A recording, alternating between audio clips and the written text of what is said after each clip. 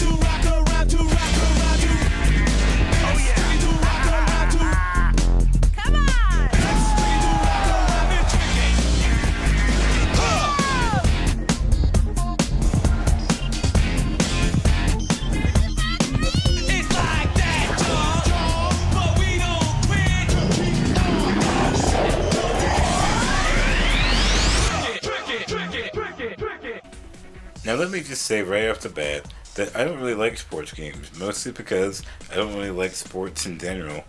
When I was a teenager, I definitely enjoyed watching skateboarding and snowboarding, but most sports kind of bored me. Sports video games are basically the same for me. Give me dragons and machine guns any day.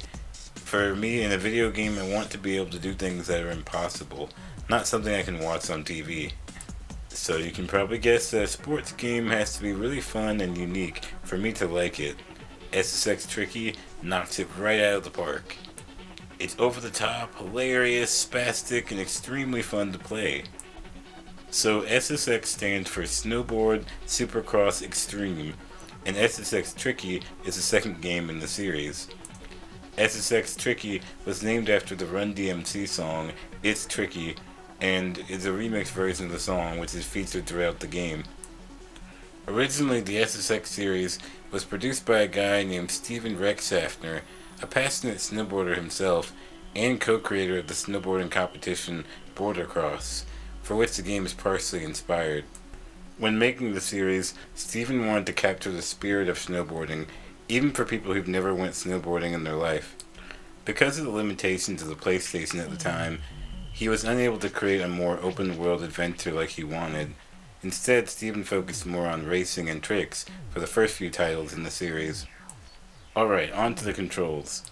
Now I have to admit I haven't been able to play SSX Tricky in a long time, so my memory of the controls in the game are a little hazy. However, I distinctly remember there being customizable control options available.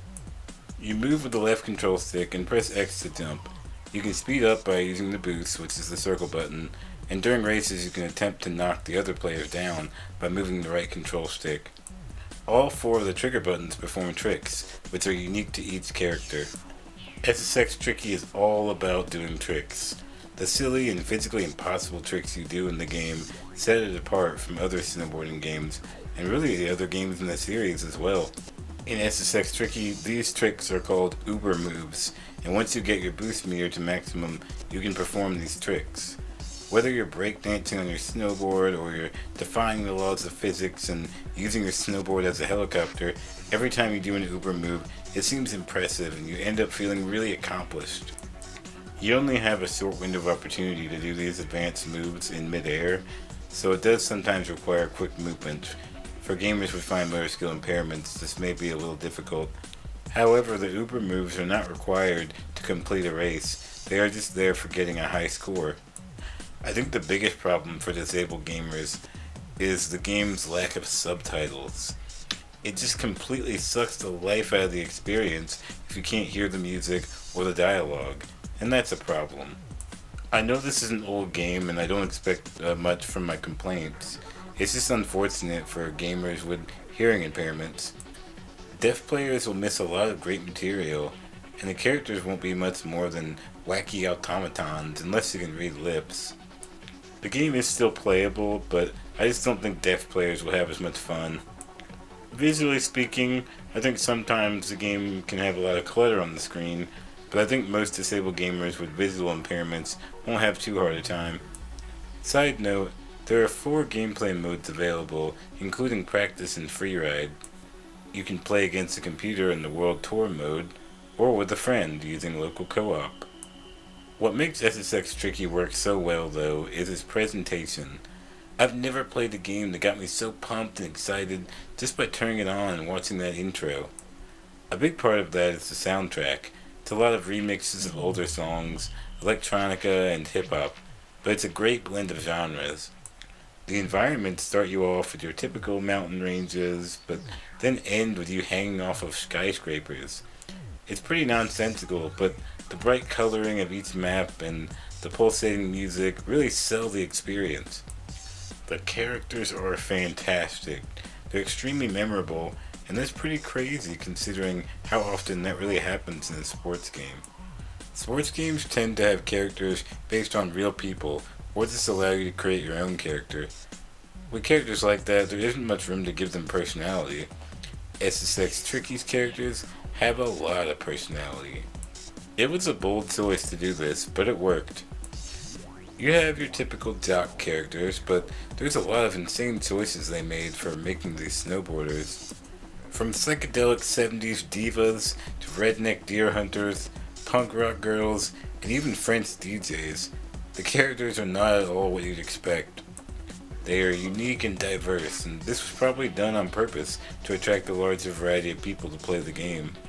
They're so much fun, I still remember them fondly after 15 years. Right on, baby. I'm freewheeling and trouble dealing. You look like you need protection, you namby-pamby, scissor freak, jumping boot, wimp. Attitude, check. Adrenaline, check. Babe, check. No problems with me, mate. I'll take care of you. Simon. I promise to be a good boy. Oh, Simon, you lovable psychopath, you. I mean, yes, I can admit the characters are a little silly sometimes. Everyone's popping and locking, saying one-liners, and they end up feeling very larger than life. But somehow it works. They also hired a bunch of celebrity voices to really bring the characters to life. People like Lucy Liu, David Arquette, Billy Zane, and even famous musicians like Biff Naked and Macy Gray. This is Macy Gray. I've never been a video game character. Freakalicious! So now I feel like I've made it. I finally arrived. Woo! Oh, I'm flying high! Of course, I played them a whole bunch of times. Yeah, this is gonna be wild because because I've never quite done it before. I was kind of flattered because that's a true honor. To get going, we'll just go one line at a time. You know you kidding me? Yeah, I expected to come in and say like, ooh, ah, oh, help me, here we go. But I didn't know that like video games put that much into character, like making them real, have real personalities. Ooh, his snowboard is whack. Check out the sun. Welcome to the party. Hurry up, go away, get out, beat it. Where you get them shoes? Check it out, I'm a goddess. Now that's funkomatic. I love video games. Me and my little boy play video games. He inherited my addiction to video games. Like you put the character on a snowboard in a snowboard race, and it makes all the difference in the world in like how they react and the things they say. And hey, Goofy, are we gonna ride or what? See ya, and I wouldn't wanna be ya. Ha ha ha.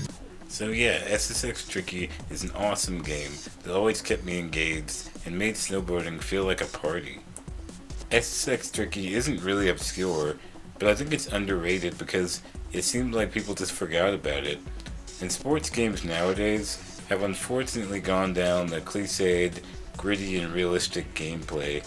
Back in 2005 on the PS3, I was able to play the 4th game in the series, SSX On Tour, but it seemed like they were trying to capture the real experience of being a professional snowboarder. And I just didn't get the same kind of exciting atmosphere that was in SSX Tricky, and that's disappointing. Hopefully someone, maybe a producer, will make a decision and decide to create a new game and keep the series alive. SSX Tricky was released on the PlayStation 2, the original Xbox, and the GameCube. Sadly, it was never remastered or released digitally, but you can probably find a copy online, this was a fairly popular game at the time. I just don't think it ever got the recognition it deserved. Anyway guys, thanks for watching another one of my top 10 underrated games. Let me know in the comments if you disagree or you like this game too, or you have some other games that you think are underrated. Well guys, I'll see you later.